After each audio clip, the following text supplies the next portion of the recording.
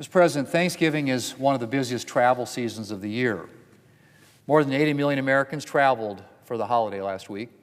And while most of them packed up the car and hit the road, about 6 million Americans boarded planes to spend the holiday with relatives and friends across the country. And I'm sure all of them were breathing a sigh of relief that the government shutdown was over and that air traffic control had resumed normal operations before their trips. Mr. President, the impact on air travel was one of the most visible aspects of the chaos that ensued during the Democrats' 43-day government shutdown. Flights were snarled throughout the shutdown, but it got progressively worse as the shutdown drug on. By the time Democrat shutdown entered its second month, the FAA was forced to order cutbacks in air traffic as a matter of safety. And more would have been required if we hadn't been able to finally reopen the government when we did. So, Mr. President, I'm relieved that air traffic was able to get back to normal levels before the holiday travel surge. I'm grateful to thousands of air traffic controllers who were on duty during the shutdown without pay and who work hard every day to keep planes moving quickly and safely. They have an important job, and I know that every controller shares a commitment to putting safety first, whether it's a normal day, the middle of a snowstorm, or a government shutdown. Mr. President, even before the shutdown, our air traffic control system was facing challenges. And modernization efforts have been a priority for both the Trump administration and for Congress this year. Before the holiday, the Commerce Committee's Aviation Subcommittee held a hearing that examined air traffic operations during the shutdown, as well as the challenges that existed prior to the shutdown and that still exist today.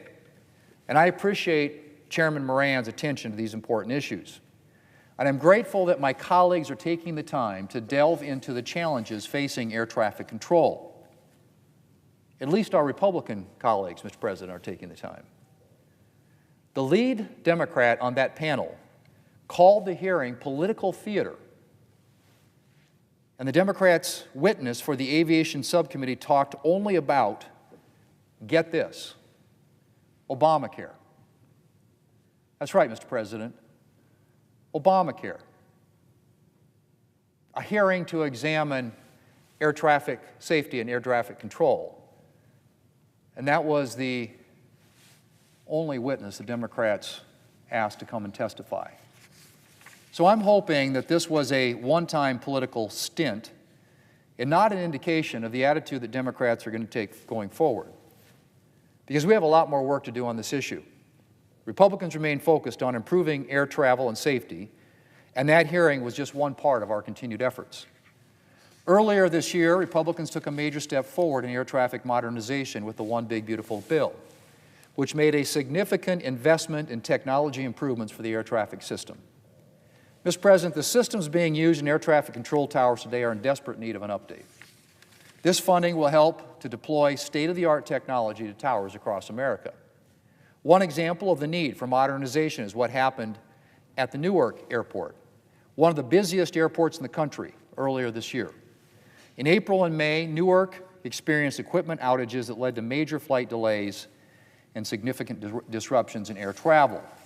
The Trump administration moved quickly to address these issues and bring Newark back to full strength, but the underlying issue is aging technology across the air traffic control system. Issues that are only exacerbated when adverse conditions strike, such as severe weather or the recent government shutdown. The investment from the One Big Beautiful Bill will go a long way towards solving the underlying technology problems and will strengthen the entire system. Mr. President, another challenge is the shortage of air traffic controllers. We're almost 4,000 controllers short of full strength, which means that controllers at a number of airports need to work longer hours and more shifts to keep the system going. Addressing this shortfall has been a priority for the Trump administration, which has devoted attention to hiring and training additional controllers. I appreciate that the administration managed to keep hiring and training operations going throughout the shutdown, which lessened the potential long-term consequences for America's skies.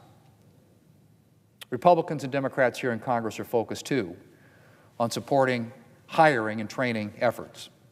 And this year's transportation funding bill, which I hope to take up in the near future, supports sustained hiring and training to add 2,500 new controllers next year. Mr. President, upgrading outdated technology and adding new air traffic controllers will make a big difference for the traveling public and for supply chains that rely on air cargo. And it will help deliver a more modern air traffic system capable of providing more efficient and safer skies for all Americans. Things won't be fixed overnight, but thanks to the Trump administration and our continued efforts in Congress, we are making progress toward a state-of-the-art air traffic control system for America. Mr. President, I'm glad that the system is back at full strength after the shutdown, and we're working to make it stronger every day. Mr. President, I yield the floor.